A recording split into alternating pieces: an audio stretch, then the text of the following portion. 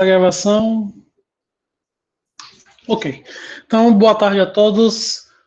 Gostaria, né, de começar agradecendo a presença de todos, em especial a Nádia, por ter aceito o convite, né, em participar do nosso webinar, fazer essa apresentação. Queria agradecer também a todos os membros, né, do I3E, que estão aqui presentes hoje. E antes de nós continuarmos, gostaria de dar alguns avisos. O primeiro aviso é que esse webinar está sendo gravado, então a gente vai gravar esse webinar e logo depois nós vamos disponibilizar esse webinar na página do PES, da seção Bahia, Nordeste, né, da seção Nordeste. Queria agradecer, né, a Nádia por ter aceito o convite. Gostaria também de pedir ao público que se identificasse, né, a cidade onde se encontra e se é ou não membro do PES, tá certo? Para que depois a gente possa fazer a contabilização. E gostaria, aproveitando, para a gente explicar um pouquinho a nossa dinâmica aqui do né, no nosso webinar. Nosso webinar, normalmente, é dividido em duas partes, né? A primeira parte é a apresentação, então, Nádia vai fazer a apresentação, né, sobre a aplicação da regulação do setor elétrico no dia a dia das grandes empresas. E, após a apresentação de Nádia, nós vamos abrir o espaço para um bate-papo, né? Eu costumo dizer que a gente faz um bate-papo, tá?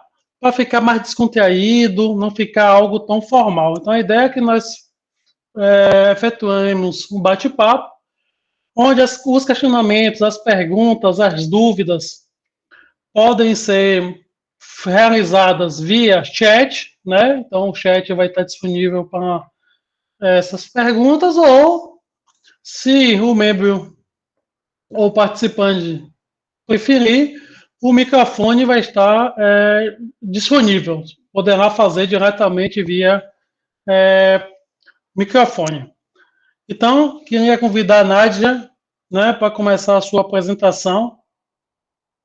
Nádia, está ouvindo? Estou ouvindo, professor. Boa E tarde. agradecer mais uma vez, a palavra é sua. Pronto.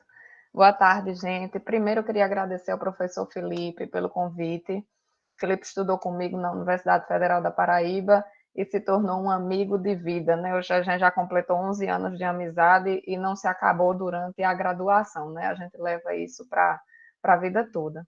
Agradecer ao professor Daniel também pela paciência. Só quem sabe como está o setor elétrico nesse período de pandemia, quem está lá dentro. Então, eu atrasei uns e-mails, né, para responder, mas eu queria estar aqui. Tanto é que a gente cheguei até bem antes, porque eu estou ansiosa. E agradecer também ao I3E, na verdade, parabenizar por essa iniciativa brilhante, né, de apresentar o leque de opções que os alunos têm depois que terminam o curso, né, não ficar focado só, talvez, naquilo que eles acham que podem fazer, mas existe tanta coisa que a engenharia elétrica proporciona para os recém-formados que essa iniciativa do I3E, para mim, é fantástica. Bom, eu vou me apresentar rapidinho. Eu me chamo Nádia, sou engenheira eletricista, formada pela Universidade Federal da Paraíba, sou paraibana. Durante a minha graduação, participei de projetos de iniciação científica, participei de intercâmbio, na época foi o Braftec, né? Então fiz intercâmbio na França. Voltei do intercâmbio e em 2013, um dos meus professores me incentivou a fazer o programa Trainee da Energisa. Na época eu até relutei, porque achei que talvez fosse bem complicado, mas depois de uma seletiva aí de 3 meses, me chamaram para participar do programa Trainee. Eu ainda não tinha concluído o meu curso, mas entre conversas com a universidade, com a Energisa, todos entenderam que daria para eu começar, colei grau no meio do programa Trainee, então foi um negócio bem à flor da pele mesmo, e após terminar o programa Trainee, fui contratada como engenheira. Hoje sou coordenadora de relacionamento com clientes especiais.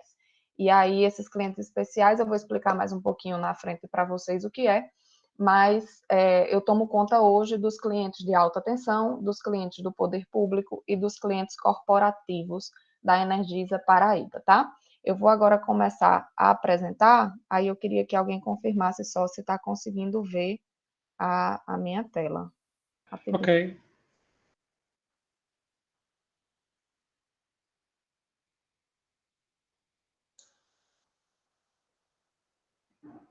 Vocês estão conseguindo ver?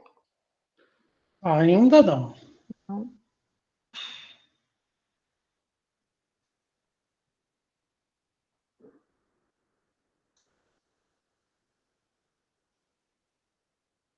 Nada? Não.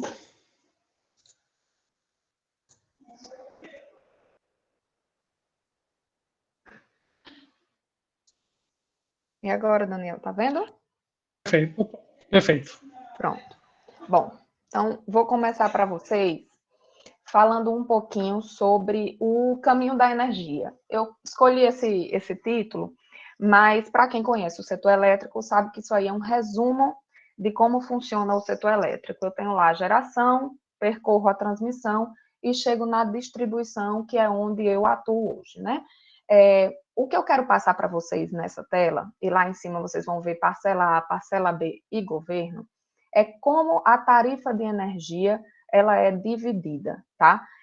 Lá na frente vai fazer sentido para vocês, mas só para destacar que a gente recebe na nossa casa uma única fatura. Eu não vou receber uma fatura para pagar a geração, não recebo uma fatura para pagar a transmissão e uma para pagar a transmissão ou a distribuição.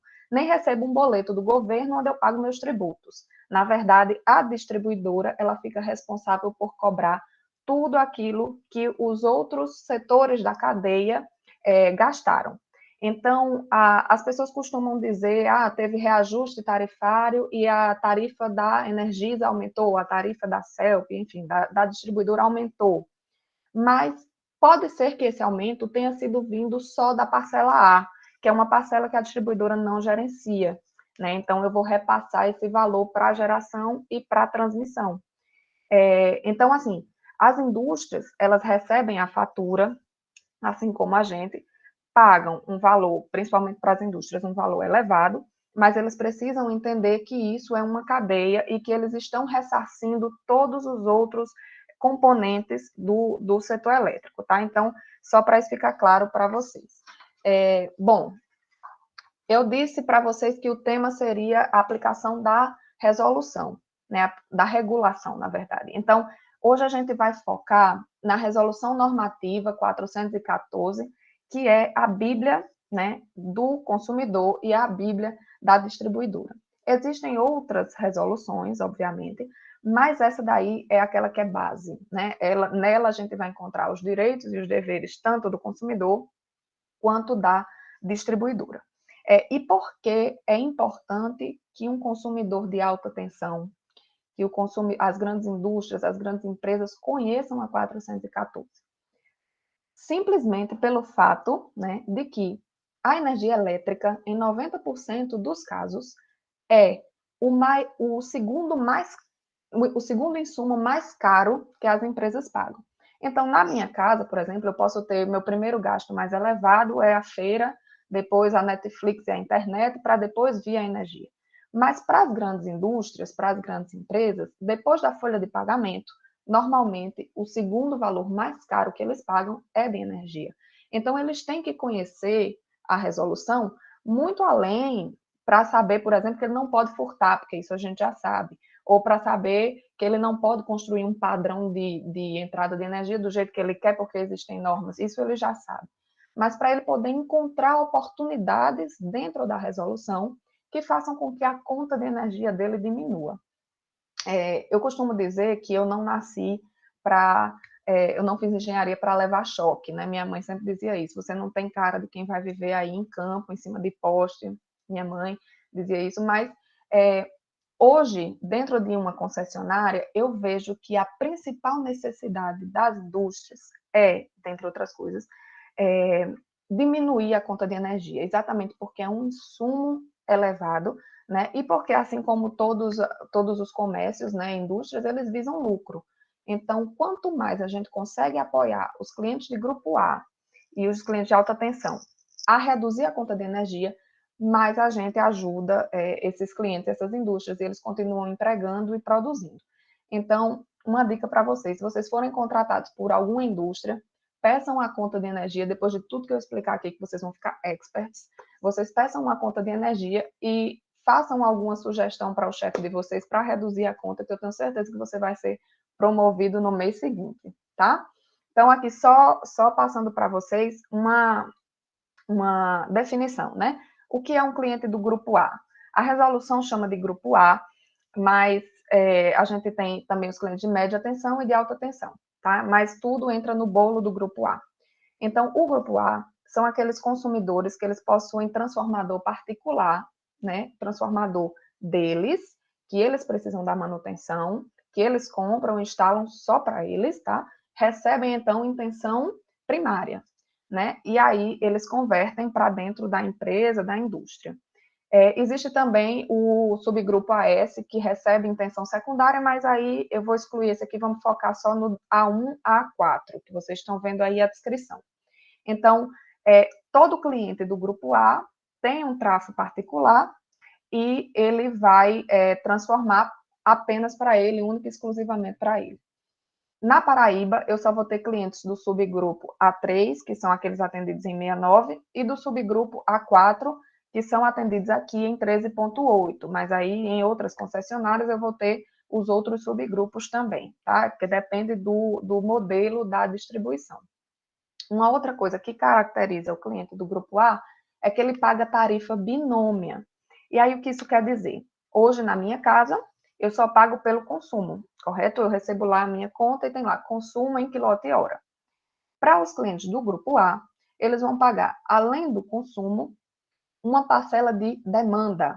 Que o que é demanda? É uma disponibilidade de potência, tá? Ele vai dizer para a concessionária, distribuidora, eu preciso que você me disponibilize 200 quilowatts todo mês. É uma coisa que ele contrata comigo e eu tenho que obrigatoriamente disponibilizar para ele. Então, a diferença do cliente do grupo A para o grupo B é, além de receber em tensão primária, ele paga pelo consumo e paga pela demanda, tá? E existe também uma outra vertente do grupo A, que é o optante B. Como o próprio nome diz, ele é um cliente do grupo A que opta por ser tarifado em grupo B. A própria resolução já diz que, para isso acontecer, o transformador particular dele tem que ser de até 112,5 kVA. Passou disso, ele não pode optar por tarifa de grupo B. Aí você pode dizer, Nádia, então óbvio que é melhor ele ser optante B, porque aí ele não vai pagar demanda, só vai pagar consumo. Mas aí depende. Por quê? Porque a tarifa de grupo B, ela é mais cara. Tarifa de consumo, né? É mais cara. Então, se o consumidor consome muita energia, talvez seja melhor ele contratar uma demanda e pagar a energia de grupo A do que ele não ter a demanda e pagar a energia de grupo B, tá bom? Então, essa é uma das dicas que eu faço. Se você vai ser contratado para uma indústria e lá você vê que ele é grupo A, tem um transformador de 112,5, você pode solicitar o histórico do consumo dos últimos 12 meses e fazer uma análise de viabilidade. Será que é melhor ele ser optante B? Será que, sendo optante B, ele vai economizar uns R$ 2.000 por mês? E aí você faz essa análise de viabilidade e propõe. Nisso aí, a gente tem muitos clientes que já ganharam muita economia, né, na conta de energia só em fazer esse balanço, se é melhor ser grupo A ou optante B, tá? E aí eu vou passar aqui para vocês darem uma olhadinha, porque eu falei para vocês o seguinte, que a energia elétrica para as grandes empresas é o segundo insumo mais caro. Então, eu consigo ver por que o cliente exige tanto da distribuidora, porque ele paga muito por isso. Mas e a distribuidora, né? O que é que esses clientes de grupo A representam para uma distribuidora? Eu trouxe para vocês aqui os dados do grupo Energisa, porque no site da ANEEL, no site da CCE, eu consigo ver esse quantitativo por classe, mas não consigo ver por nível de tensão. Então, eu tinha aqui do grupo Energisa e eu sei que eu posso expandir isso aí para as outras concessões, porque não varia muito. Mas aí, só para vocês prestarem atenção nesses números que eu vou passar, tá? Olha, no grupo Energisa, eu tenho quase 8 milhões de consumidores de baixa tensão, tá? E quando eu vou comparar com os clientes de grupo A, ou seja, aqueles atendidos em atenção primária, que paga consumo e demanda, eu tenho 20 mil clientes quase. Então, eu estou falando de 99,8% de clientes atendidos em baixa tensão, contra 0,2% de clientes que são faturados em alta. A diferença é muito grande. Mas aí, se eu comparo isso com o consumo de energia, aí é uma coisa que choca. Eu estou dizendo para vocês que 0,2% dos clientes consomem 1 gigawatt-hora contra 99,8% que consomem 1,6 gigawatt-hora. Gente, esse daqui é reflexo de junho. E junho a gente sabe que o consumo residencial aumentou por causa da pandemia, o pessoal está em casa. Em outros meses, quando a indústria está a todo vapor e o comércio, os shoppings estão abertos, essa diferença é ainda menor. Então, daí eu consigo tirar por que os clientes de grupo A e por que as distribuidoras possuem um setor específico para cuidar dos grandes clientes. Né? A gente chama de B2B, que é business to business. A gente conversa de CNPJ para CNPJ. Porque os clientes de grupo A têm uma representatividade gigantesca dentro do faturamento e dentro do consumo de energia. Aqui é só os valores representativos de quanto é o faturamento do grupo A comparado com o faturamento do grupo B, né, nesse mês de junho, que, como eu falei, tem muita coisa fechada. Mas vocês conseguem enxergar que o número reduzido, ainda assim, é um impacto gigantesco, tá? Então, é por isso que eu digo a vocês, o grupo A, ele precisa de uma atenção especial e eles pagam muito por energia elétrica. Então, qualquer oportunidade que você achar para um consumidor de grupo A, ele vai lhe agradecer bastante, tá? Então, eu vou passar para vocês agora os componentes da fatura. Não sei se vocês conhecem o professor Tomás da Universidade do Ceará, mas uma vez eu assisti uma palestra com ele exatamente sobre esse tema. E ele disse assim, olha, a conta de energia do Grupo A, ele é um documento puramente técnico. Dela, né, no caso da fatura, eu consigo tirar muitas lições. Eu consigo encontrar muita coisa legal para fazer análise e consigo encontrar também muita oportunidade. Então, eu vou passar para vocês, aqui é uma contazinha do Grupo B. A conta do Grupo B ela é bem enxuta, né? Você vai ver aqui na descrição, no demonstrativo, né, que ele só tem consumo em quilowatt-hora. É isso que é cobrado do consumidor de baixa tensão. Aí eu vou passar aqui para vocês verem o de alta tensão. No demonstrativo, você consegue ver aqui, ó, consumo em quilowatt-hora ponta, consumo em quilowatt-hora fora ponta, demanda, vai ter energia reativa se o cliente estiver registrando. Então, a conta do Grupo A ela é bem cheia de itens importantes. E aí eu destaco também uma coisa que é lá em cima da conta de energia, sempre vai ter algumas descrições que também são importantes e vocês vão ver lá embaixo quando eu continuar explicando, que é a classe do cliente, que nesse caso está aqui, ó, que é de comercial, e por que eu preciso saber se eu estou na classe adequada? Porque cada classe tem um valor de tarifa diferente. Então, se eu sou um rural e recebo a minha conta e vejo que lá está comercial, eu estou perdendo alguma coisa, porque a tarifa de rural é um pouco menor. Por isso, eu preciso estar sempre na classe certinha para o meu perfil, né? Aí vem aqui, ó, MTV, que é modalidade tarifária verde. Lá na frente eu vou explicar também para vocês. E vem o A4, que é aquilo que eu falei lá das descrições do grupo A. Quando eu olho para essa conta, eu sei que esse cliente em questão ele é atendido em 13,8, tá bom? As descrições daqui da fatura, vocês vão entender lá para frente quando eu continuar apresentando cada item. Bom, o que é que, de primeiro, um cliente do Grupo A tem que se preocupar? Isso aí é o primeiro ponto. São os postos horários. Eu não sei se vocês já ouviram falar de tarifa branca. A tarifa branca hoje, ele cobra diferentes valores a depender da hora do dia, né? Isso é novo para o Grupo B, né? A tarifa branca é novo para o Grupo B. Mas isso sempre aconteceu para o Grupo A. Então, as indústrias e os comércios, eles têm que fazer essa distinção muito clara entre ponta e fora de ponta. E O que é isso, Nádia? Bom, e de onde surgiu, né? A ANEEL, ela vai rodar o fluxo de carga das distribuidoras, né? E vai ver qual é o horário em que o consumo é maior, né? Qual é o horário que a carga é maior. E aqui na Paraíba, esse horário é de 5h30 às 8h30 da noite. Se você ver aqui esse desenho do lado, você vê que, ó, o consumo do residencial, ele começa a aumentar lá para as 5 horas, 6 horas da tarde. Então, o pessoal está saindo do trabalho. Antes eu estava numa sala com 5 lâmpadas para 10 pessoas, e quando dá 5h30 da tarde, eu vou para minha casa e eu vou ter 5 lâmpadas para mim e para o meu marido, por exemplo, para 2 pessoas. Isso vai acontecendo em todo o território nacional, né? Todo mundo vai indo para casa. Ao mesmo tempo, o comércio abriu lá cedinho, mas até 8h30 da noite o comércio ainda está funcionando. Então, eu vou ter uma sobreposição de consumos. O consumo residencial que estava baixo, ele vai somar com o comercial que continua alto.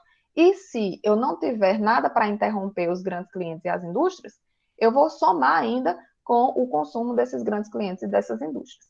Então, nesse caso, para eu conseguir alimentar toda essa carga sem ter pane, ou seja, sem cair energia para ninguém, a bitola do meu cabo teria que ser muito grande. Então, o que é que a ANEEL disse? Não vale a pena eu investir na rede de distribuição, colocar bitolas grandes e deixar o sistema super robusto por causa de 3 horas, né? Já que no restante o consumo está lá no patamar mais baixo.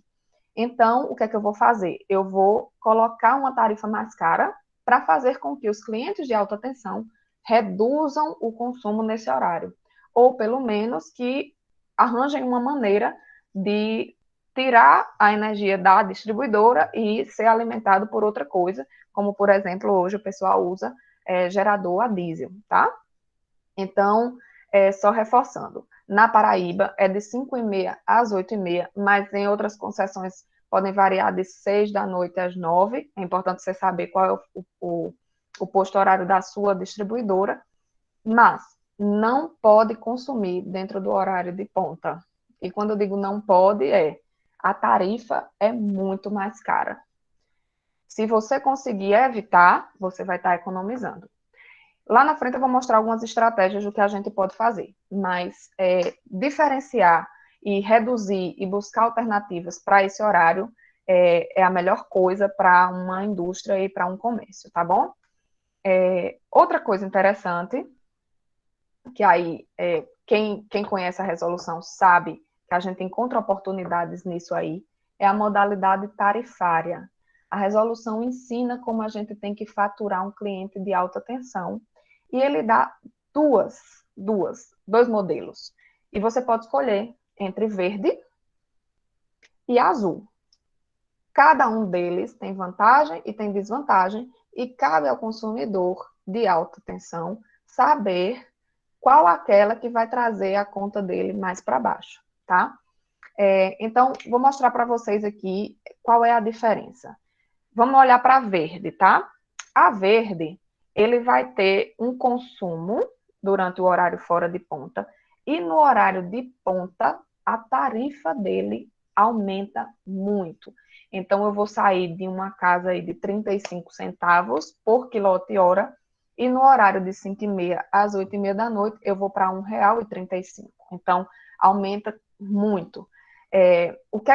Qual é a alternativa que esses clientes geralmente usam? Aqui a gente tem um supermercado de atacado, que quando dá 5h20 da tarde, você está lá fazendo feira, ele apaga e você escuta o gerador entrando.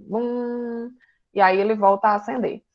Na verdade, não precisaria desligar, né? Tem alguma coisa lá errada que não está comutando na hora certa. Mas o importante é que ele sai e desliga o fornecimento da concessionária e entra com o gerador. Ele vai gastar? O gerador vai. Ele tem diesel, tem operação e manutenção do gerador, mas compensa do que pagar R$1,35 lá no horário de ponta de energia. Por outro lado, quem está cadastrado na tarifa verde, ele só contrata uma demanda, então uma potência, uma disponibilidade para todo dia. Não há distinção entre demanda contratada ponta e demanda contratada fora de ponta. Quando eu vou para o azul é um pouquinho diferente. Ele vai ter consumo fora ponta, que é mais barato, vai ter o consumo ponta, que é um pouquinho mais caro, mas não chega nem aos pés de tão caro que é a verde, tá? Ele vai ter uma diferençazinha, mas não é tanto quanto. Por outro lado, ele vai contratar uma demanda na ponta e uma demanda no fora ponta. Ele vai contratar 2 demandas. Aí, quem é, Nádia, que se enquadra na azul? Olha, quem se enquadra na azul, geralmente, é quem trabalha 24 horas e não pode parar. Aí eu vou destacar aí para vocês hospitais, por exemplo. Os geradores dos hospitais, eles existem para entrar em contingência. Quando falta energia, o gerador do hospital entra. É muito caro ele ter gerador para contingência e gerador para entrar no horário de ponta, que aí ele vai ter 2 geradores para manutenção, ele já tem que ter uma redundância de gerador para contingência. Então, assim, hospitais geralmente optam por continuar consumindo da distribuidora no horário de ponta, mas ele contrata uma segunda demanda, tá? Como eu falei para vocês, existem vantagens e desvantagens. Existe um ponto crítico de corte em que depois disso aqui é melhor ele ser azul, depois disso aqui é melhor ele ser verde. E aí só vai com simulação tarifária. A gente pega os 12 últimos faturamentos e simula ele sendo verde, simula ele sendo azul e consegue propor para o cliente qual seria a melhor modalidade tarifária. Existem casos do cliente passar anos na modalidade verde e quando a gente apresenta para ele a azul, ele teria economizado mais de 500 mil reais. Por isso que eu digo a vocês, se você for contratado para fazer um determinado serviço, aproveite isso aqui que você vai aprender e peça para o seu chefe o histórico de consumo e proponha qualquer uma dessas análises que eu vou passar para vocês e vocês vão se destacar, porque dinheiro é realmente importante, principalmente agora, né, em época de crise, para essas indústrias. Bom, e aí só para vocês verem como é que vem na conta de energia, tá? Ó, consumo, para quem é verde, vai vir consumo ponta e consumo fora ponta. Você consegue ver que nesse cliente verde aqui, ó, ele consumiu bem pouquinho no horário de ponta, 480 kWh. Pode ser que ele já se programe para terminar o expediente antes das 5h30. E aí fica só luz ou geladeira, né, alguma coisa. Mas o foco dele é no consumo fora de ponta e ele contrata apenas uma demanda, que é a demanda ponta, ou a demanda fora ponta. Já no azul, não. Ele continua consumindo no horário de ponta, consome no horário fora de ponta e ele vai contratar 2 demandas. Nesse caso, olha, como ele trabalha 24 horas e constante, você vê que ele nem reduz a carga dele. Tanto é que ele contratou e mediu, ó, mais ou menos a mesma coisa no ponto e no fora ponto. Então, ele realmente, esse cliente, ele é linear, né? Ele não para de forma alguma, tá bom? Bom, e aí, como é que eu consigo fazer essas alterações? O que é que eu preciso depois que eu simulo minha modalidade tarifária? Ou depois que eu vejo que minha classe está errada, como é que eu mudo? Olha, os clientes de alta tensão, diferente dos clientes de baixa tensão, que assinam só o termo de adesão, né, um contratozinho de adesão, os clientes de alta tensão, eles assinam contratos mais robustos. Eles assinam o CUSD, que é o contrato de uso do sistema, que é um contrato bem mais técnico, e eles assinam, quando são clientes cativos, o contrato de compra de energia regulado. O contrato de compra de energia regulado, eu não vou entrar aqui no detalhe dele, porque não é o foco, mas quando eu assino ele com o consumidor está dizendo assim, você vai me representar nos leilões e eu vou comprar energia de você. Então, eu sou obrigada a fornecer também energia para ele. Quando o cliente migra para o Mercado Livre, ele rescinde esse contrato com a distribuidora, porque agora ele mesmo vai ser agente e vai comprar no leilão e vai lutar por preço de energia, enfim. Então, o CCR só assina quem é cliente cativo. E o CUSD? No CUSD, além de a gente repetir os direitos e deveres que estão na resolução, é lá que o cliente vai assinar qual a demanda que ele vai contratar com a distribuidora, ou seja, qual a disponibilidade que ele vai exigir que a distribuidora forneça para ele de potência, tá? Aí eu trouxe só 2 artigos, eu acho que esse é o slide que tem mais palavra, mas assim, eu trouxe 2 artigos da 414 que diz assim: o faturamento da unidade consumidora do grupo A, ela vai faturar, parágrafo 1º, um único valor. E esse único valor de demanda, ele é correspondente a o maior valor entre a medida e a contratada.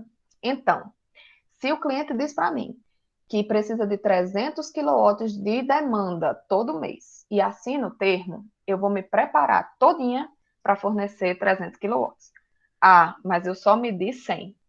Bom, você vai pagar os 300. A própria resolução diz isso. Então, acontece bastante, principalmente com unidades novas, que o projetista, às vezes, não entra no detalhe do que a fábrica vai consumir e contrata com a gente um valor lá para cima. E a fábrica nunca, nunca, nunca atinge essa demanda máxima.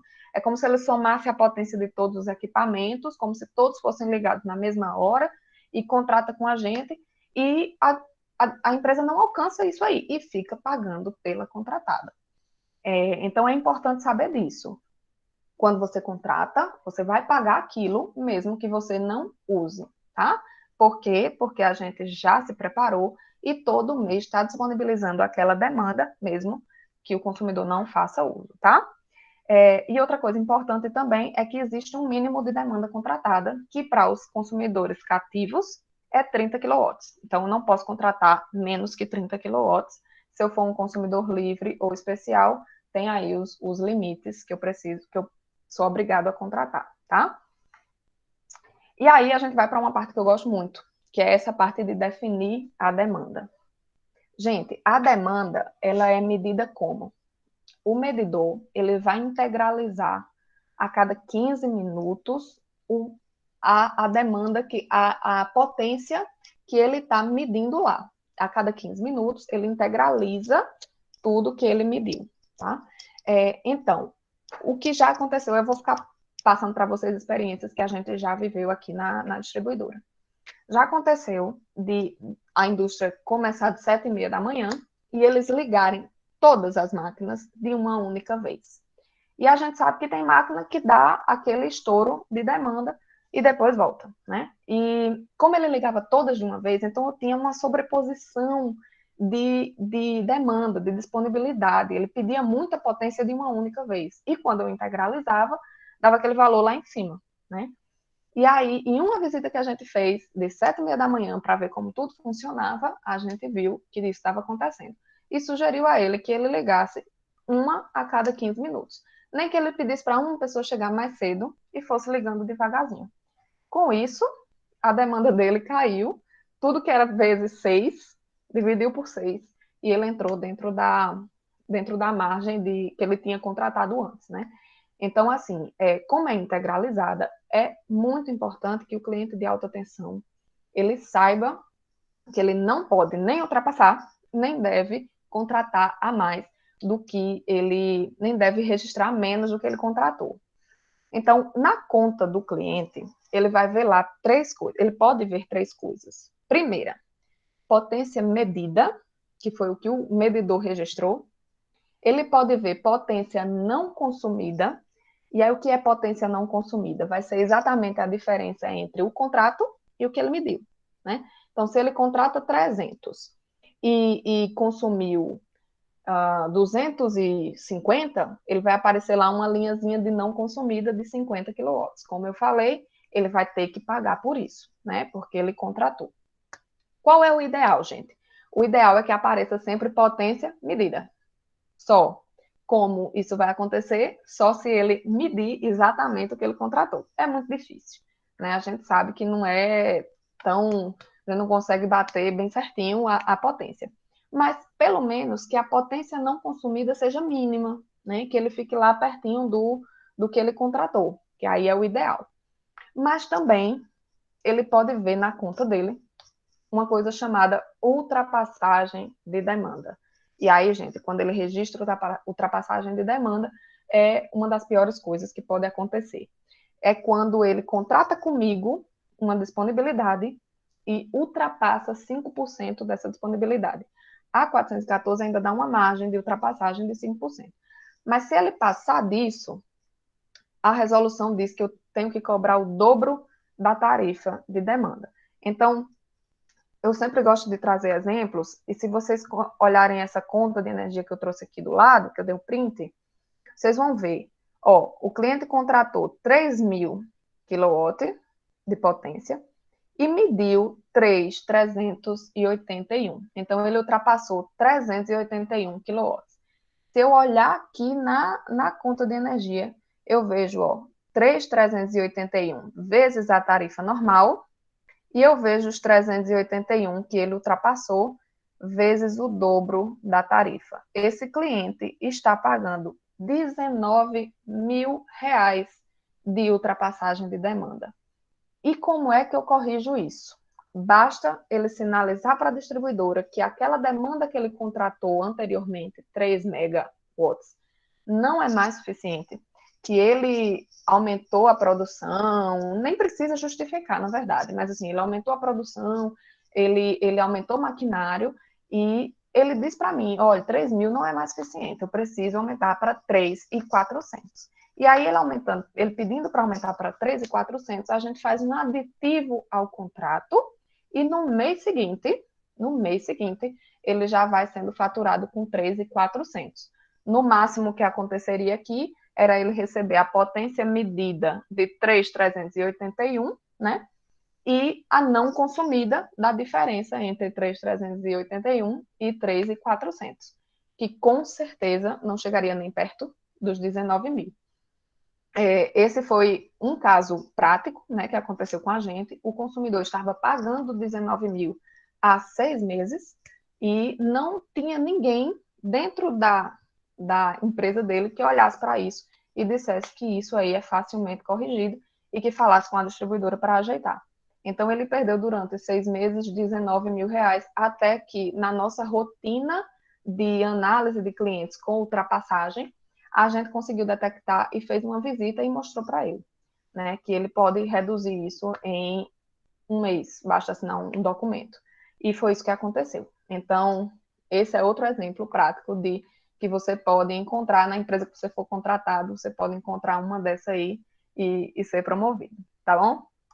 Outra coisa importante, gente, que os clientes de alta tensão não acompanham, mas que precisam acompanhar, são as bandeiras tarifárias. Eu trouxe para vocês a título de conhecimento, mas a ANEEL já se posicionou lá em 26 de maio, dizendo que até o fim do ano vai ser bandeira verde, já para tentar ajudar aí a distribuidora e os clientes, né, durante esse período de pandemia, que está tudo muito difícil. Então, ela já botou até dezembro que não vai ter adicional. Mas existem consumidores de alta tensão que chegaram a pagar em 2019 R$500.000 de bandeira, né? O que nada mais é do que um adicional no quilowatt-hora, um adicional no consumo, tá? Quando as hidrelétricas estão lá com reservatório já em estado crítico e a gente vai precisar acionar as termoelétricas. Mais uma vez, eu vou remeter àquele primeiro slide que eu passei para vocês, né? A conta de energia que a distribuidora vai apresentar vai ficar mais cara, mas esse é um valor da parcela A. É um valor que a gente não tem gerência sobre, né? E a gente vai ter que repassar lá para a geração, porque as termoelétricas vão ser acionadas.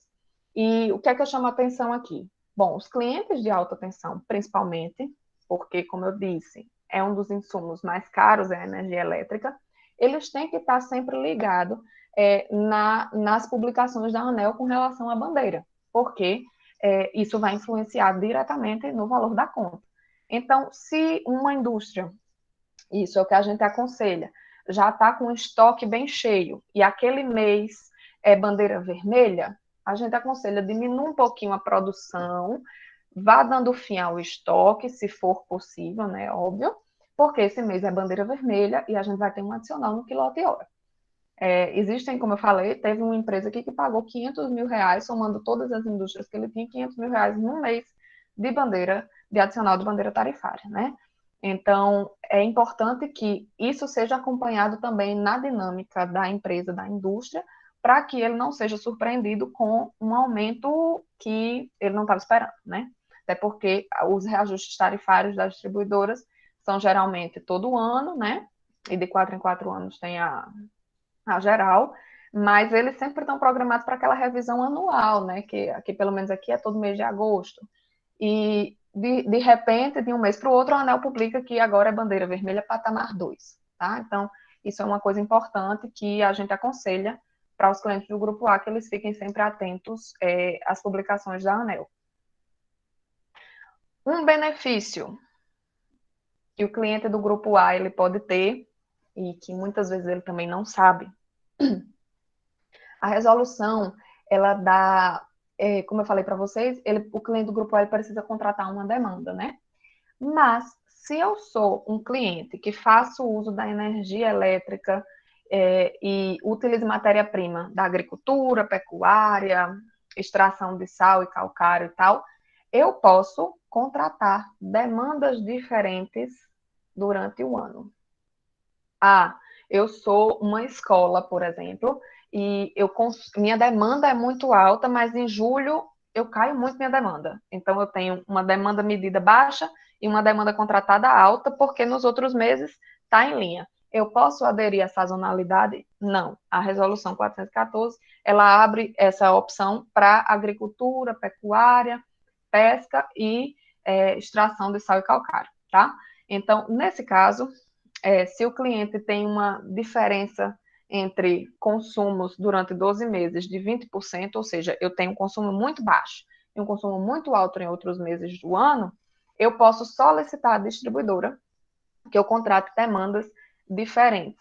Então, se eu sou, por exemplo, eu trabalho com agricultura e eu passo um tempão de janeiro a julho irrigando, meu consumo é super alto, então vou contratar uma demanda alta, mas no restante do ano, a minha lavoura eu não faço nada, entre safra, e eu não vou gastar energia, então posso contratar uma demanda lá embaixo, para eu não ter que pagar a demanda não consumida, tá bom? Oportunidades. E aí eu começo com energia reativa, que é uma oportunidade se você souber enxergar ela do jeito certo, né? A resolução 414, ela estabelece que o fator de potência das indústrias tem que ser maior que 0,92, tá? Só cliente do grupo A paga energia reativa. Cliente do grupo B, minha casa, não paga energia reativa. Mas cliente do grupo A paga. Aí eu não preciso nem explicar, né? Onde estão os motores, os maiores volumes de consumo de energia reativa. O que é que a gente aconselha, né, para os clientes que estão registrando energia reativa? Que eles contratem um profissional para instalar banco de capacitor, né? Em muitos dos casos, em 3 meses, o banco de capacitor se paga, tá? E uma coisa que eu chamo a atenção para vocês é o seguinte: até tempos atrás, só era cobrada energia indutiva, né? Por quê? Porque é o que o motor gerava, né? E a gente não tinha banco de capacitor e aquela energia indutiva, aquela energia reativa indutiva, era solicitada da distribuidora e vinha lá poluindo o cabo, né? Só que o que é que a gente foi ver? Que depois, o pessoal começou a instalar banco de capacitor para zerar a energia indutiva, e durante o período de funcionamento da fábrica, era joia. O capacitivo ia lá, zerando o indutivo e tudo ia certinho. Quando dava de noite, que a fábrica parava, ninguém desligava o banco de capacitor. E aquele banco de capacitor começava a injetar na rede. E aí a rede ficava poluída pelo capacitivo. Então a ANEEL mudou a regra, e aí é uma coisa interessante.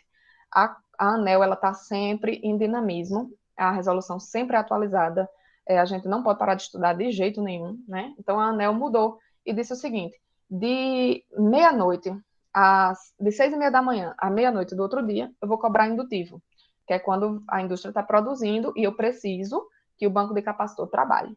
Mas, de meia-noite às 6h30 da manhã, eu vou cobrar capacitivo. Então, tem muita gente que diz: Nádia, mas eu tenho banco de capacitor. Por que estou pagando energia reativa? E a gente vai ver, e às vezes não é nem porque o banco está mal dimensionado, acontece também. Mas às vezes é porque o banco não desliga e ele está pagando exatamente a energia reativa capacitiva de madrugada.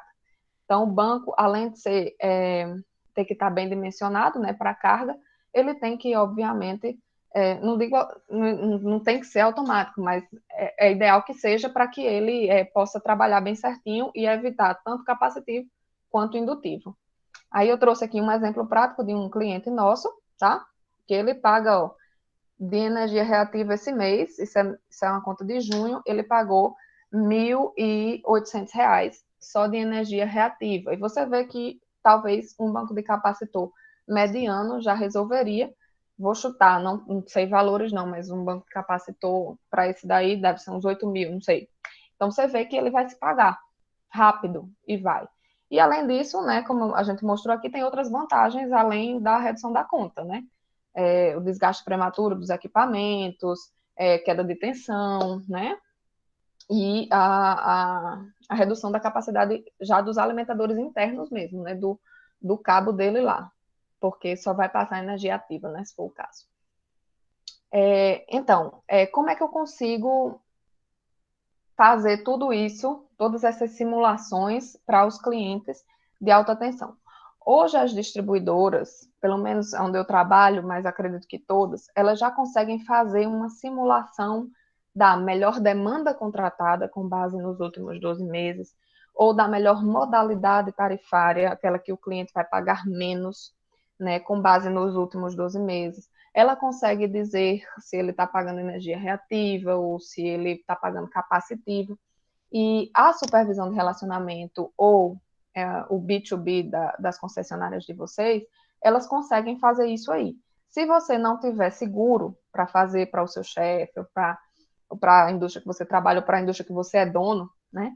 Você pode solicitar a distribuidora do seu estado, que eu tenho certeza que eles conseguem simular e propor as melhores condições para vocês trabalharem, dando o menor custo de fatura, né?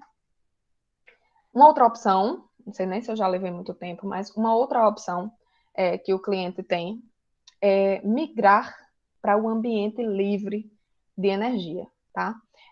O que é ambiente livre? Primeiro eu vou explicar a vocês o que é cativo, tá?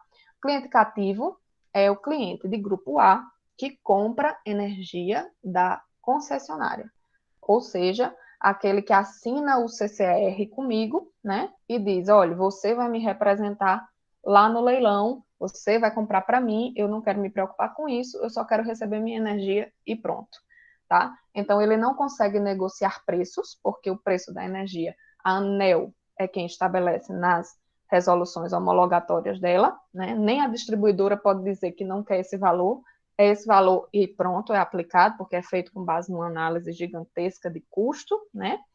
E o cliente não tem, então, como escolher. Quando ele diz para mim que ele quer ser livre, aí ele vai comprar a energia dele no mercado. E aí ele tem um leque de opções. Ele pode comprar de fonte incentivada, por exemplo, ele só quer comprar de energia eólica, só quer comprar de energia fotovoltaica. Tem muita indústria que usa isso como marketing mesmo, né? Eu sou uma indústria limpa, eu compro energia só de fonte incentivada. Mas ele também pode comprar de energia convencional e lá no leilão ele vai negociar os preços dele, vai comprar por 5 anos, por 3 anos, né? Geralmente, quem vai para o Mercado Livre, ele contrata uma empresa que vai fazer esse link para ele, porque realmente o mercado de energia é bem complexo, né? Não dá para a gente se aventurar, se a gente não tem conhecimento, não dá para a gente se aventurar, pode ser um tiro no pé. Então, existem muitas empresas por aí que vão fazer a gestão, a sua gestão, você como indústria, ele vai fazer a sua gestão, vai lhe representar lá no mercado de energia. Para migrar, existem prazos, né, que a resolução 414 vai dizer.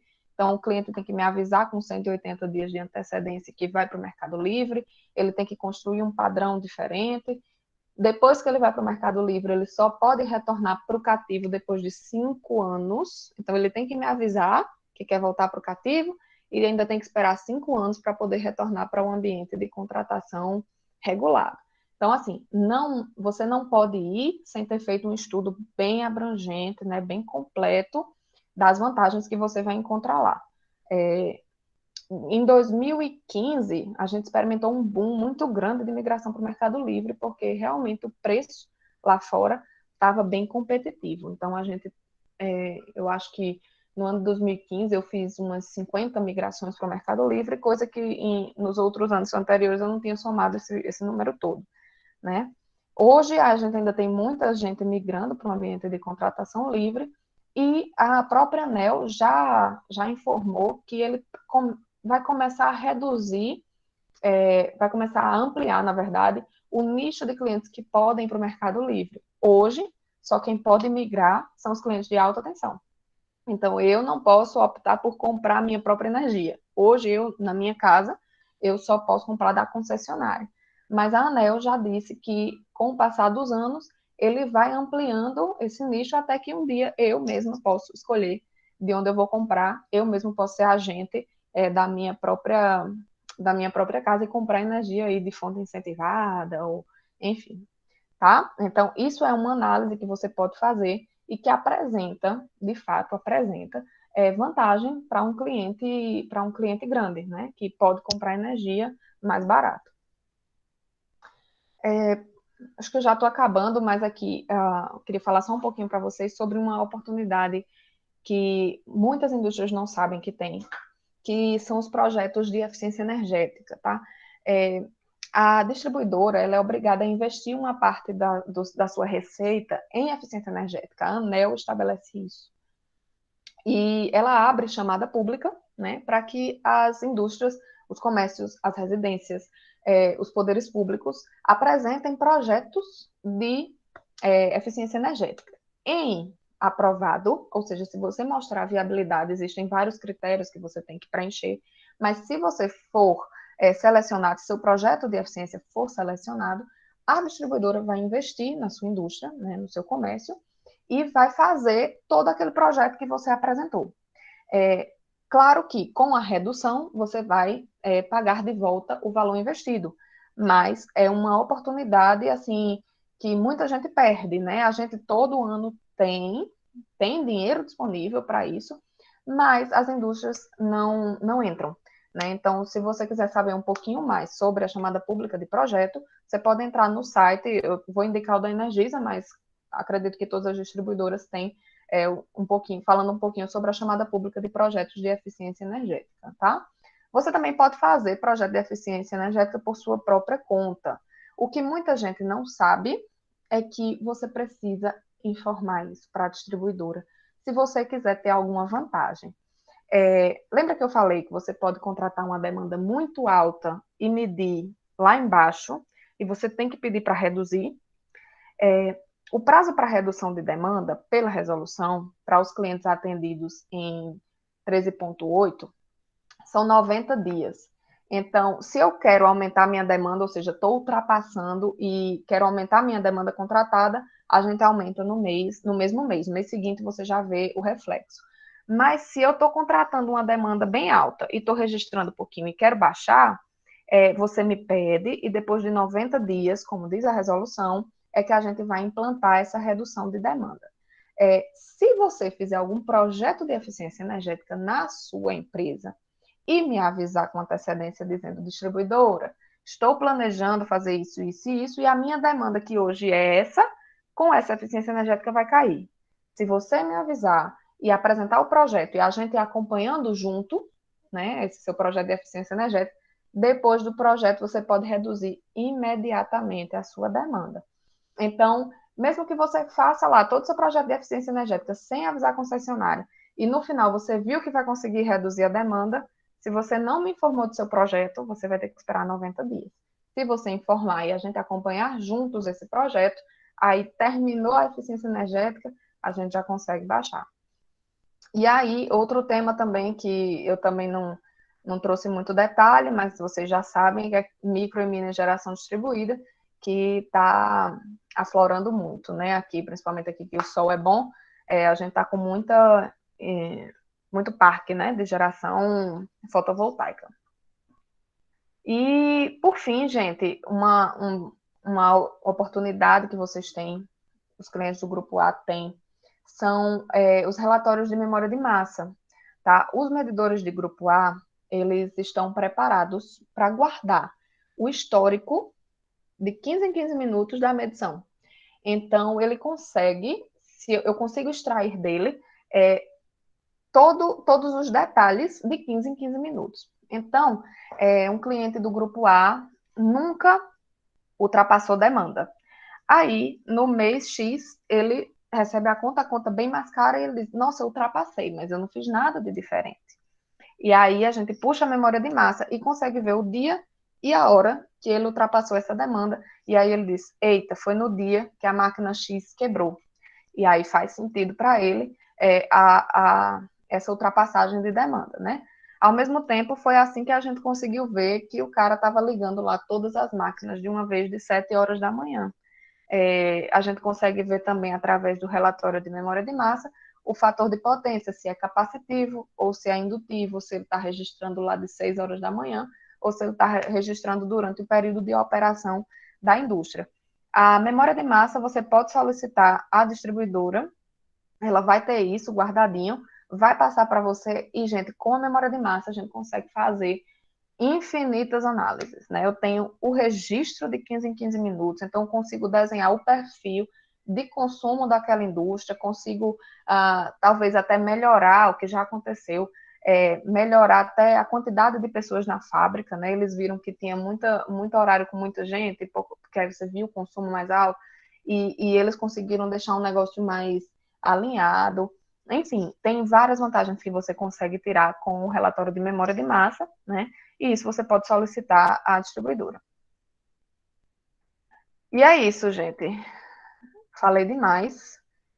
Nem respirei. Mas Não. Perfeito, Nádia.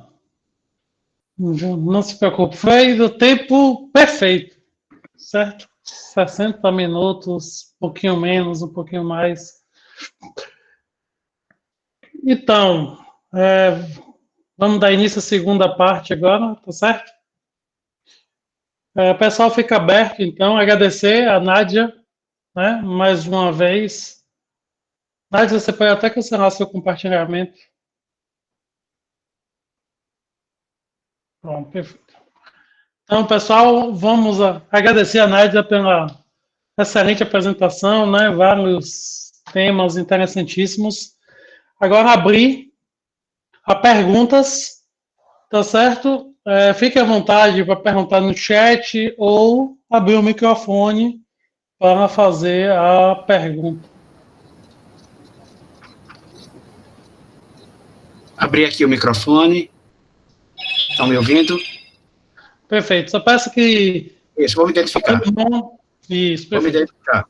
Então, Benedito Antônio Luciano, sou professor da Universidade Federal de Campina Grande e sênior member do I3E. Primeiro, quero parabenizar a Nádia pela excelente apresentação, muito didática, direta ao ponto, uma apresentação muito boa mesmo, muito interessante. E eu queria, não é bem fazer uma pergunta, Nádia, mas trazer uns poucos pontos para a reflexão dela e dos demais colegas, né? Primeiro, eu queria pedir, né, a Nádia e os demais colegas que me ajudem a disseminar, né, a quebrar um paradigma porque é posto nos sistemas elétricos de chamar, de dividir o sistema em geração, transmissão e distribuição, né? Esse termo geração, ele é inadequado. É inadequado porque a energia não se gera, ela se transforma. Portanto, eu sugiro aos colegas que reflitam sobre isso. Sei que isso está nos livros, mas ao invés de geração, o termo que me parece adequado seria conversão, energia convertida. Trago isso para reflexão. Outro comentário, Nádia, é o seguinte: algumas empresas que lidam com companhia de águas e esgoto, né, algumas delas, dependendo da topografia da cidade, o valor da conta de energia elétrica pode superar o valor pago na folha de pagamento pessoal. Então, atuar em projetos de eficientização energética em sistema, por exemplo, de acionamento de motores para bombeamento, por exemplo, é extremamente importante para reduzir o impacto do valor pago da energia elétrica sem perder a produtividade. Isso é muito importante. Outro comentário que eu queria fazer para não me alongar, é uma reflexão que no meu curso, sou professor da disciplina de gerenciamento de energia, e lá no plano de curso eu copiei uma frase, não é minha, mas eu acho que é interessante para trazer para uma reflexão, é a importância da medição, porque sem medição não há controle, e sem controle não há gerenciamento. Muito obrigado a vocês, uma boa tarde. Mais uma vez, Nádia, parabéns a Daniel pela condição dos trabalhos e a Maura, que é minha ex-aluna de gerenciamento, que está aí presente, eu sugeri que ela assistisse, eu estou vendo que ela está aí no chat. Então, parabéns a todos vocês, uma boa tarde. Professor, as colocações foram de fato relevantes, o senhor está certo. Vou levar principalmente sua primeira reflexão para a minha vida. Dando continuidade, temos obrigado, Benedito, por suas colocações. No chat nós temos duas perguntas, né? Matheus Gomes. Você está com o chat aberto? Quando você fala que a distribuidora tem que se preparar para oferecer aquela demanda ao consumidor, o que é que você está se referindo especificamente? Precisa de reforço de rede? E, caso necessite de reforço de rede, quem é que paga a conta? Pronto. Exatamente isso. Preparar a rede, né? Ter toda a estrutura de proteção, de bitola de cabo, para atender aquela demanda do consumidor do grupo A. E por que ele precisa pagar por aquilo que ele contratou? Porque se naquela mesma linha, por exemplo, um consumidor diz para mim que quer contratar 300 kW de demanda e só registra 100. E naquela mesma linha entra um novo cliente e diz que precisa de 200 kW de demanda. Se ele só está registrando 100 e eu montei aquela rede para 300, esse novo de 200 poderia entrar e eu não precisaria fazer reforço. Mas como ele me pediu 300, né, então eu vou ter que fazer um reforço para atender o segundo de 200. Eu não sei se deu para entender essa comparação que eu usei. Mas, assim, quando ele me diz que precisa de 300, eu vou me preparar, né, deixar a estrutura robusta o suficiente para não deixar de oferecer essa potência para ele. E aí, a segunda pergunta, quem paga por essa reforma? Bom, a 414, ela diz como esse valor é pago. Se eu vou fazer uma obra para um cliente de grupo A, o valor é proporcional, o valor que o cliente paga é inversamente proporcional, na verdade, à demanda que ele contrata.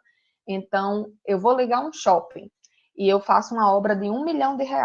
Se ele contratar 4 mega, ele vai pagar um valor, sei lá, de 1 milhão, ele vai pagar 500 mil. Mas se ele contratar 2 mega, ele vai ter que pagar mais um pouquinho pela participação financeira da obra, né? Tem um artigo na 414 que fala só sobre isso, que mostra como é feito o cálculo de participação financeira, quanto é que a distribuidora paga por aquilo e quanto é que o consumidor paga por aquilo, a depender da demanda que ele vai contratar. Obrigado, Matheus, por sua pergunta. Sandy Aquino, essa mudança para o Mercado Livre, consumidor classe A, já é realidade? Como é que funciona? E devido ao desconhecimento da possibilidade ou fato da segurança jurídica do mercado regulado, Samuel, ele está perguntando o seguinte, se é disseminada a informação e se o medo de você mudar, faça isso. Ótima pergunta. Como é que eu vou deixar bem claro para vocês? De fato, você ir para o Mercado Livre, como eu falei, você tem que ir com muita segurança. Você não pode ir achando que você vai dominar e sem contratar uma gestão de jeito nenhum. Você vai bem amarradinho com uma gestão, já sabendo quanto é que você vai pagar de energia para os próximos 5 anos, para os próximos 3 anos. Tem aumentado muito a quantidade de clientes do Grupo A no Mercado Livre, não é maioria, né? Não é maioria, até porque hoje, para você migrar para o Mercado Livre, você tem que ter demanda contratada acima de 500 kW, não são todos que têm, né? Então, eu tenho esse cortezinho aí, mas tem crescido muito, né? Eu assisti uma apresentação há uns meses atrás que falava que hoje eu já tenho mais de 6 mil agentes na CCE. Então, eu tenho mais de 6 mil clientes que já são agentes e já compram sua própria energia. Parece pouco, mas não é pouco, porque um agente pode representar vários outros clientes, né?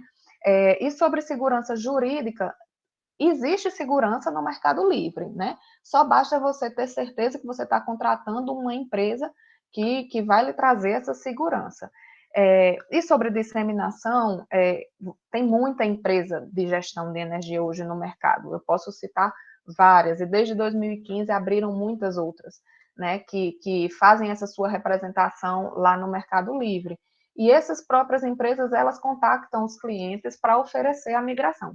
A própria Energisa tem uma comercializadora, né, que visita os clientes que têm esse perfil, né, de demanda acima de 500 e oferece, né, uma simulação, né, de quanto seria a conta dela, do cliente lá no Mercado Livre. E o cliente, se sentindo seguro e vendo as vantagens, ele pode optar aí. A distribuidora não tem nenhuma objeção. O pessoal acha, quando o cliente migra para o Mercado Livre, a Energisa vai perder verba. Não perde, porque o cliente continua pagando pelo uso do sistema, só que aquelas outras parcelas que eu falei, né, de conversão de energia lá, ele não vai ter, porque ele vai comprar direto. É isso. Obrigado, Nádia. Sandy, obrigado. Adeon, o senhor Adeon quer fazer microfone, chat? Pode ser.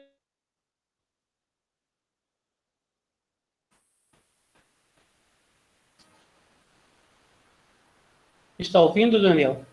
Pronto, agora sim, perfeito. Boa tarde, professor Daniel, boa tarde aos demais. Primeiramente, queria parabenizar a Nádia pela excelente palestra, como foi colocado pelo professor Benedito. Você foi muito pontual, muito precisa, muito cirúrgica, né, nas suas palavras, muito didática também. Parabenizo o Daniel pela oportunidade na condução desses trabalhos, nesse momento, né, está sendo muito útil para a gente, eu tenho acompanhado, então, parabéns também pela iniciativa. Nádia, eu fiquei... É mais uma curiosidade, mais uma dúvida que eu tenho perante o que você comentou, porque a gente via que é um grande campo para os engenheiros, né? Essa questão de avaliar a demanda, o consumo, como você mesmo disse, que a conta de energia é um relatório que você pode analisar ele de várias formas. Mas como que a concessionária vê esses clientes? Que, como você disse, são poucos clientes, mas que têm um consumo muito grande. Se hoje a concessionária faz essa avaliação desses clientes, ou os próprios clientes, esses grandes clientes, que têm que procurar meio de fazer essa avaliação, se qual é o melhor, onde ele se encaixa melhor. Porque nós sabemos que todas as empresas, o viés da empresa, o viés dela existir, o principal é lucro. Lógico que tem outros fatores secundários, como o desenvolvimento social, o emprego e tal, mas se ela não der lucro, cai por terra todos os outros, né? Então, diante disso, eu gostaria que você esclarecesse como que é o papel da concessionária em relação a esses esclarecimentos para os grandes consumidores. Obrigado e parabéns mais uma vez. Obrigada. Bom, a pergunta não podia ser melhor, porque é isso que a gente faz, pelo menos é o que eu faço todos os dias, né? A distribuidora, ela, como eu falei, ela vê esses clientes de alta tensão como importantíssimos, né, para a concessão. E, obviamente, não é do interesse da distribuidora que um cliente do grupo A feche as portas, né? Primeiro, porque vai ter demissão, né? Segundo, porque a gente não vai produzir no Estado, a gente não vai destacar o Estado como um Estado que tem grandes empresas. E sabendo da importância que a fatura de energia elétrica tem para esses clientes, é nosso interesse que a gente mostre para ele também as vantagens, né? E falando da Paraíba, né, onde eu trabalho, a gente tem meta, inclusive, né, de visitar, de verificar clientes que estão muito distantes, tanto de demanda quanto de modalidade tarifária, quanto de energia reativa, e visitar esses clientes com propostas de redução, né? Mostrar para ele que aquilo ali que ele está pagando pode ser imediatamente retirado da conta de energia. Então, eu não consigo abraçar, né, todo mundo, mas a gente tem essas metas de visita e a gente vai nos casos mais gritantes. Uma vez por ano também a gente faz evento, né? A gente se reúne para fazer um workshop de grandes clientes, onde todas essas instruções que eu passei para vocês, a gente passa para os clientes que são convidados, né? Para que eles consigam encontrar por conta própria, sem depender necessariamente da gente, né? Para que eles consigam encontrar por conta própria essas oportunidades e conseguir reduzir a conta de energia de forma que eles continuem produzindo, trazendo lucro para o Estado, né, trazendo o pão de cada dia para as famílias que estão lá empregadas. Então, é interesse nosso, a gente divulga o quanto a gente pode e a gente orienta e a gente ainda tem meta de acompanhar esses clientes mais divergentes. Obrigado, Nádia. Suas comentários. Tem mais uma pergunta aqui de Sandy, no chat. Na realidade... Ok, ele está perguntando se todos os clientes fossem livres, como é que seria a comercialização? Né? E qual seria o papel da concessionária? Né? A partir do momento que foi disponibilizado em massa para o Grupo B, eu imagino, né, que o Grupo B se torne cliente livre, qual seria o papel da concessionária nesse gerenciamento, né, nesse cenário? Bom, como eu falei, quando o cliente migra para o Mercado Livre, a distribuidora não perde receita por causa disso, né? Isso era um mito que tinha, as pessoas difundiram isso, mas não existe. Por quê? Porque a gente continua tendo que usar a distribuição, né? Os postes e a rede de distribuição. Que é isso, de fato, que a distribuidora tem. É esse o ativo da distribuidora, né? É a rede de distribuição. É o que está lá incluso naquela parcela B que eu mostrei para vocês lá no começo. É aquilo que a gente gerencia. São os eletricistas que estão fazendo serviços comerciais, são os eletricistas que estão resolvendo aí os problemas de cabo partido, por exemplo. É isso que cabe à distribuidora. Então, quando um cliente migra para o Mercado Livre, ele não deixa de fazer uso dos ativos da distribuidora. Ele vai receber uma conta de energia, mas essa conta ela vai ser bem menor, porque não vai estar lá dentro os custos relacionados à compra de energia, né, lá da geração e da transmissão. O valor é bem menor. E aí ele acaba recebendo duas contas. Ele vai pagar a compra de energia, que ele está resolvendo lá no leilão dele, comprando sozinho, ele vai pagar lá, e ele vai ressarcir a distribuidora pelo uso do fio. Então, assim, para a gente não muda muita coisa, né? Não muda muita coisa. A gente vai continuar tendo que investir no que a gente tem gestão, que é na nossa rede de distribuição, e o cliente vai continuar sendo cliente nosso, porque nunca deixará de usar os nossos ativos. Obrigado, Sandy. Nádia, uma pergunta, uma curiosidade, na verdade. Você que trabalha com grandes clientes, mas diante da resolução que causou aquela polêmica, aquela consulta pública, na realidade, de vender o sol, toda aquela polêmica que teve no final do ano passado, minha pergunta é a seguinte: você sabe que tem um estudo da ANEEL, né? A ANEEL fez um estudo da questão do faturamento das concessionárias, se a gente maximizar a penetração de geração distribuída na rede, né? Principalmente a questão da utilização do fio, aumento de perdas técnicas, enfim, todo esse cenário da distribuidora. Minha pergunta para você é o seguinte: trabalha com grandes clientes. Você já tem algum tipo de planejamento, caso essa, digamos assim, proliferação de consumidores, né, de prosumidores, na realidade, se torne uma realidade? Porque hoje ainda é uma promessa, está começando, está se proliferando, mas não temos ainda, assim, prosumidores de grande potência instalada de forma ainda massificada, né? Tem algumas coisas pontuais. Você já tem uma visualização disso a médio prazo, quando isso se tornar uma realidade? Então, Daniel, sua pergunta foi difícil, porque, como você mesmo falou, deu muito o que falar e a gente tem até comitês organizados na distribuidora que é só para tratar desses casos que realmente vão trazer um impacto maior para a concessão. Então, como ainda não tem nada fechado, não foi passado nada, nenhuma estratégia ainda batido martelo para a gente, né? A gente está vendo crescer realmente a quantidade de energia solar. Se você viajar para o sertão, você vai ver lá um monte de painel solar na beira da estrada. Para a gente é interessante, principalmente para mim que trabalho com alta tensão, porque é uma coisa nova, né, que a gente aprende, a gente vai visitar os painéis solares, os parques, né, e é legal por causa disso, mas eu não sei se já, assim, não tem estratégia definida para o que vai acontecer e como a gente vai se comportar quando isso aí virar uma realidade difundida, não. Talvez cheguem diretrizes para a gente, mas ainda não chegaram, não. Não, perfeito, Nádia, obrigado. Ó, tem mais uma pergunta aqui de Lucas. Gostaria de saber o porquê esse período de 5 anos de carência, né, para sair do mercado livre e voltar para o mercado convencional. Por que essa carência? Porque essa carência. Vamos lá. A distribuidora de energia, ela compra energia, né, de 5 em 5 anos.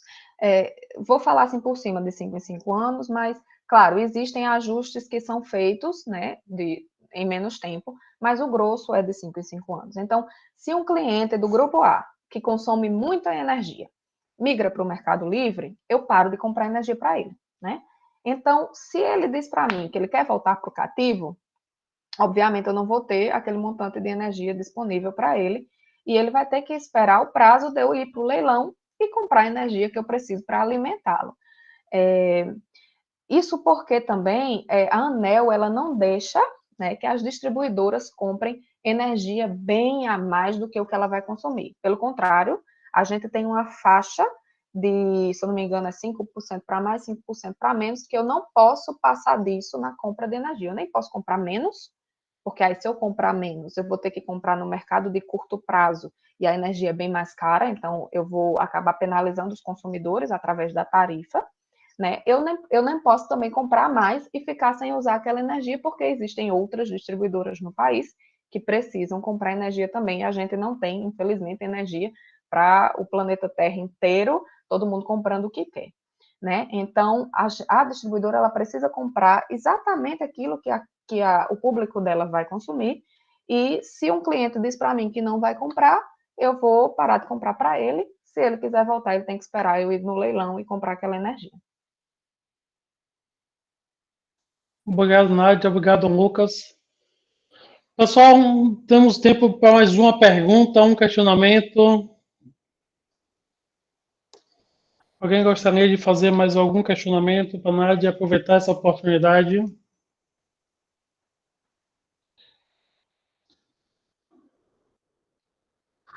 Felipe, como não temos mais questionamentos, Nádia, eu só queria agradecer, né, mais uma vez, né, sua presença, agradecer ao professor Felipe, né, por ter feito a mediação aí do contato, né, para a gente poder compartilhar, né, esse conhecimento.